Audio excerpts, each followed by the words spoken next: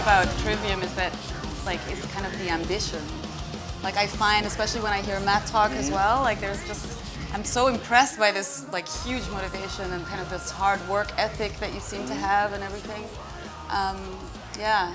How do you guys experience that, or how do you fit into that? I mean, we love playing music. We love playing shows. We like writing music, and we love recording. So it's like they both kind of feed each other. When you're touring a lot, you get really antsy by the end of it to want to record new music, especially after like a year and a half or two.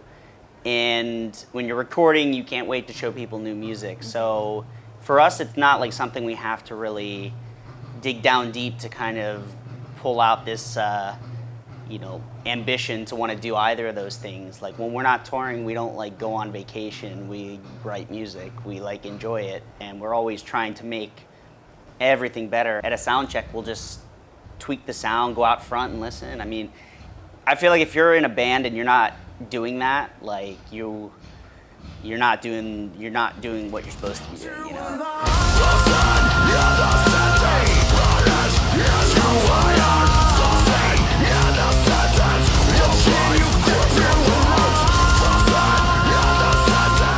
I know that Matt is he's trying to progress constantly in his vocals. Yeah. How are you guys, trying to always tweak your sound, sort of thing?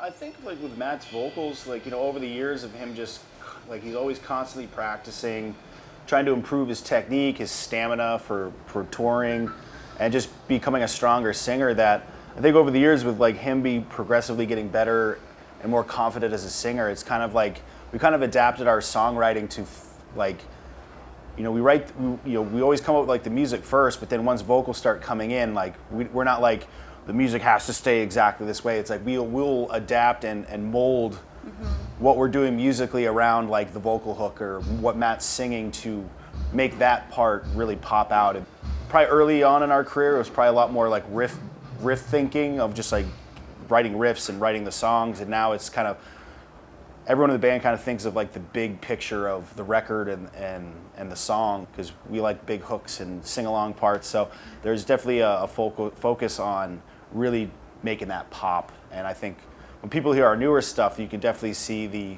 Matt really shines in the vocal department, and the music doesn't really, I guess, get in the way of being too busy or something during a vocal part. So we really just kind of let Matt be like, that front man who can really soar over the music.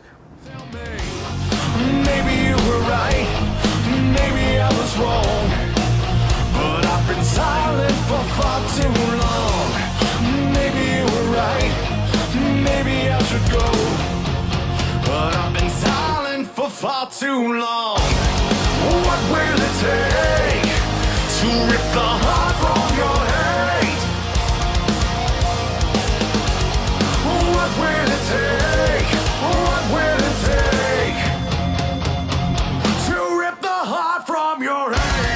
What was that rock-defining moment for you, for example, Paolo?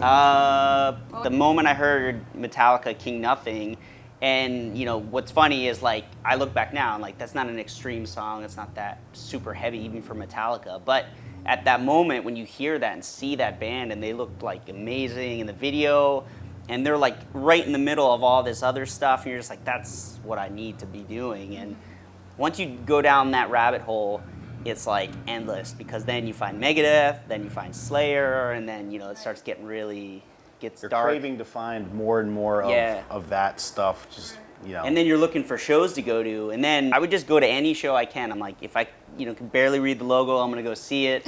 And that was sort of my formative years of just going to shows, and it was just like I was craving anything. And then when the big show would come to town, like Slayer, it was like, man, this is incredible. Look at all these people. They're doing the same thing I am. They're into the same thing I am, and you realize this is a much bigger audience, and I got to do this stuff. I have to get into it. And when people say like they were into metal and they like stopped, I'm always like, what the hell's wrong with you? Like, what do you do? What do you do now? Like, what are you listening to?